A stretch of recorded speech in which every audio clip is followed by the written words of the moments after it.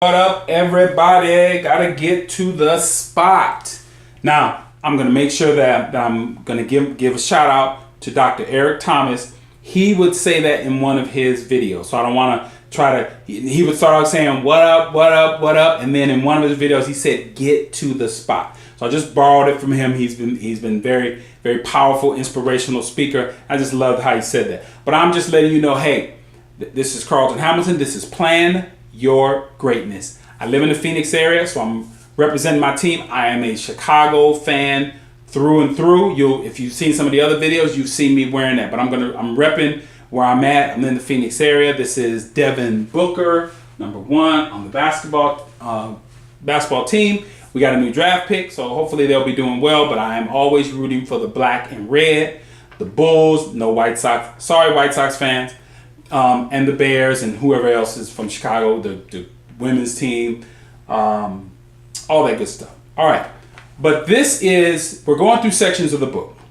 This is the introduction section of Plan Your Greatness.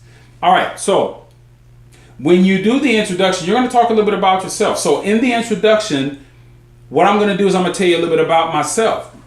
Carlton Hamilton, born and raised in Gary, Indiana. Some people don't know that. And I was raised in Chicago Heights, Illinois.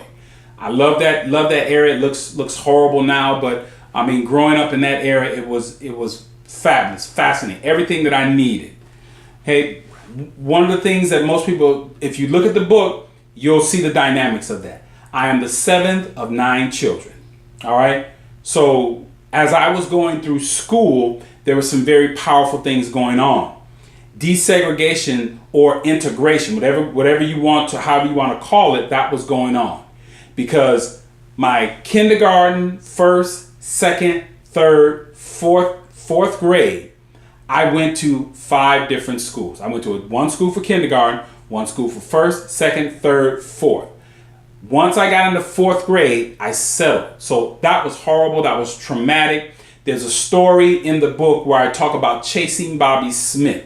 It gives you the impact of what integration had on this little kid when I was in the 3rd grade. Very powerful that I was able to articulate. I actually wrote a paper in college talking about that experience, just the impact on the kid and how some teachers probably overlook that when they have these reactions with kids as far as finding out a backstory. So you find out the backstory as opposed to why I had this reaction in 3rd grade. So all that bouncing around, all that as they were trying to align the schools, the fact that I was actually even started in school earlier. So as I look back at some of my birthdays of classmates, I was at minimum, I was a year behind. But in some cases, I was almost 2 years in time behind my classmates. Now, anybody who's an educator knows exactly what I'm talking about. At that young age, that is massive as far as the experiences that a kid has 2 years older. It is leaps and bounds to have an 8-year-old and a 6-year-old. We see some 6-year-olds are very advanced, but for the most part, 6-year-olds are very average. And now you're putting me in a classroom where I'm 12 months, 13, 14, 15, 16, 17, 18, 19, 20 months behind other students. So that was very traumatic. And what it did was start me very early on having academic deficiencies in every area, whether it was reading, whether it was comprehension, or it was math. I was massively behind everybody and I needed help. And early on, I was placed into special ed. And it took everything within my power to look around and say, I'm not going to be in here with this. The rooms are quiet. I didn't like that because it was the opposite of my house. My house was, being the 7th of 9 kids, absolute chaos, which was controlled chaos, I'll say. My mom had it under control, but it was a lot of noise and it was a lot of activity and happiness and just a great upbringing. Now I'm in this special ed room, which is quiet. I can hear the lights. Bzzz, and to this day, that sound bothers me. So I'm in special ed. But what becomes evident early is how physically gifted I was. So that was the hold on me to get through school. And that continued all the way through elementary, junior high, and high school. To the point where I graduated high school with a 1.5 grade point average. I should have pulled that out. Let me see if I can do that. I don't know what I did with that, but I'm gonna probably pull that sheet up in one of the other videos where it shows my college transcripts, where I graduated from my high school transcripts, where I graduated from high school with a 1.51 grade point average. And that wasn't because I was dumb. Of course, at that particular time, I felt like I was dumb, but it was because I started early and I didn't get the right assistance. Very easy to spot. I was scoring low on tests, so that's one of the things I had a problem with, just the attention, and I think it was very intentional that teachers looked at me as a black student and just said, who cares? He's probably going to go to jail or whatever anyway. He comes from Beacon Hill. That was my neighborhood. Shout out to Beacon Hill, Chicago Heights, Illinois, Beacon Hill area. Shout out to that area. That's where I'm from. That's where I grew up. So anybody who knows that area knows Beacon Hill. All right. So here's what happened. Then all of a sudden I become this baseball player. And there was unintended consequences of that. Because once I was recognized as a great baseball player, it shielded me from a lot of stuff. Now all of a sudden I signed this contract. I got money in my pocket. And now I can do things that a lot of people can't do. I can buy a car. I can travel. All those things were hiding my deficiencies, that I didn't read very well. I wasn't very good in math. I didn't have very strong comprehension. Sports is like some other things can hide that as to why you see some of these athletes, not a high percentage of them like they keep putting out there. There's a bunch of athletes that go to college, play sports, get degrees, go on to be great people. But we got a whole station, ESPN and all these other Fox and stuff like that will just focus on all the crap of athletes. And I'm getting a little off track here for a second, but just think about this. We've got 360 million people in the United States, okay? And we're talking about the top 1% of the top 1% of athletes in all sports. That's equivalent to like a small private college with a couple of thousand students. And we're focusing on what they're doing. And I always said it's not fair, because if you and nobody wants to see what doctors do in their free time, or chiropractors or psychologists or grocery store managers, or nobody wants to see what they do in their spare time. Nobody cares, but they do care about these athletes. So if we had a channel that focused on what doctors are doing, or police officers, you see what I'm saying, or lawyers, you would have a channel of some crazy shit that goes on.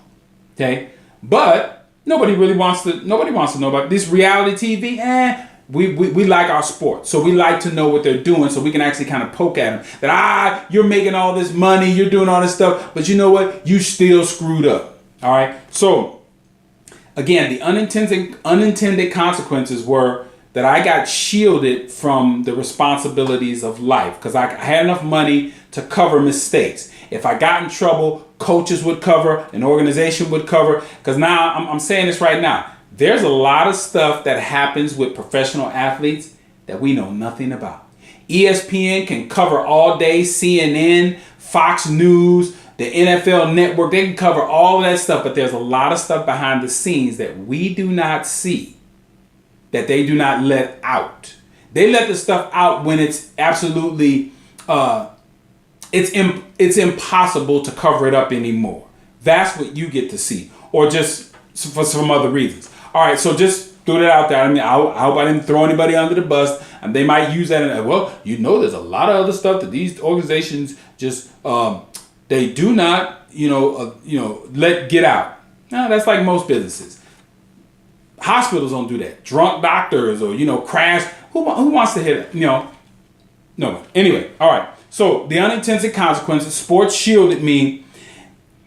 as I went to college, I came across this term and it just so resonated with me. And I talk about this in the book, and that is a term from sociology called learned incapacity. I'm not sure if it's from Emile Durkheim or if it's Wilfredo Pareto. I'm not sure. I have to go and maybe look up and see it. But they coined this phrase, learned incapacity, and what that means is that you are so highly skilled and focused on one particular area that you don't see how that skill set translates into other areas. You see what I'm saying? Or how it's being useful in other areas. You see that with athletes. They become so skilled with their sport, they don't see how it translates into the corporate world. Because if you're a leader on the baseball field, you can be a leader of men in sales world, working together as a team. Same thing with people in the military. They see themselves as these hired assassins, but they don't realize that you're working under pressure. You're learning to work with people. You're taking orders, and sometimes you're having to make adjustments, and you're learning leadership skills. Those are all things that work very well and translate very well in the real world. But a lot of times, athletes, people in the military, and people that are just in a particular field that are highly specialized sometimes cannot see those skills translating into other areas. All right. So I had to learn that, to understand that the things that I learned in my life, and this is what I'm doing right now, is I'm taking all the skills that I've learned on my path and I'm now displaying them to you. Things that I've learned. I've learned how to be a better speaker, better writer, presenter. I have particular stories that have everything to do with people being successful in competitive fields of sales, business strategies. I've learned all those things through being a professional athlete, being a college student, and before that, being homeless and being, what am I learning? Okay, as a professional athlete, then as being an inmate, and then being a college student and being a business owner. All those things come together that give me a unique set of skills that I now know are valuable out there, and people, you can't pay enough for it to get this type of information. All right, so that's what I share with you in the introduction, just laying that down. I also depression. I diagnosed through just reading, and it dawned on me after reading so many things on psychology that I actually went through a bout of depression for about 7 years. Undiagnosed bout of depression. I don't take any medication or anything right now because I was able to walk myself through it on a very unprofessional level. I don't recommend that, but I did that. So I could actually help people as far as along. I mean, I wouldn't sit down and try to diagnose anybody, but I would just say, hey, these are some of the things that I went through, and these are some of the things and the triggers that I saw, and these are some of the things that I actually acted upon to pull myself out of that very depressed state. All right, I was homeless. So there were some things that I can teach people as far as what's happening, because every time I see somebody at an off-ramp or something, just in a situation, I can feel for them. I'm not going to throw any money out there and help them, because that person has to come to the reality. And it wasn't somebody throwing a bottle of water or giving me some money that helped me out. It was me sitting down and honestly just saying, damn, I'm tired of this.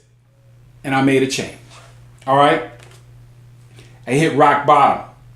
And the term I like to use, I was in quiet desperation. I wasn't reaching out to anybody. And that's resulted in the crime that I actually committed. And when I went to prison, that was this transition. That's where I made the transition. Now, real quickly, just moving through this as far as just talking about what the introduction really lays down the foundation, is that before I actually went to prison, I actually had to face the devastating news that I was actually looking at 19 to 67 years in prison. I can't even begin to tell you what that feels like when somebody tells you, and you're in your 30s, And they say that, well, you're looking at a minimum of 19 and a maximum of 67 years. Let me say that again. Minimum of 19, maximum of 67 years. Can't even imagine. And then what happened is I ended up getting 5 years. And then the judge reduced it to 4. So, and out of that 4 years, based on Arizona's truth in sentencing, I served 85% of that, which was about 3.1 years. Now, I go through the intro and then I kind of ask you the question, what would you do with that time? Because you think about it, well, think of 3.4, 4 years. You can get a degree, you can have children, you could learn a new skill, you could learn a new language, you can do a whole bunch of stuff. But let me just break that down for you. What is that time? 3.1 years. That is 1,241 days. That was my time that I served in prison. That's actually 29,784 hours, 41 months, 177 weeks, 1,787,040 minutes, and 107,222,400 seconds. However you want to slice it, the question is, what would you do with that time? Okay, you've known a little bit about me. Now, what would you do with that time? Now, in that time, I went through what is typically called grief. And there are 5 stages of that grief. There's denial, there's anger, bargaining, depression, and acceptance. And this is just the introduction of that, what I'm going to show you, because in the next video, what I'm going to do is I'm going to break down what I went through in denial, anger, bargaining, depression, and acceptance. All right. So like this page, subscribe to this page, share this page, and look out for that next video as I'm going to break down my process of how I went through each one of those stages and how I was able to get through and get to this point today. All right. This is Plan Your Greatness. Let me say that again. Just still getting used with these video things. All right, so this is Plan Your Greatness. And I'm going to say this again. Plan your greatness. Why? Because no one else will. All right, look forward to seeing you on the next video.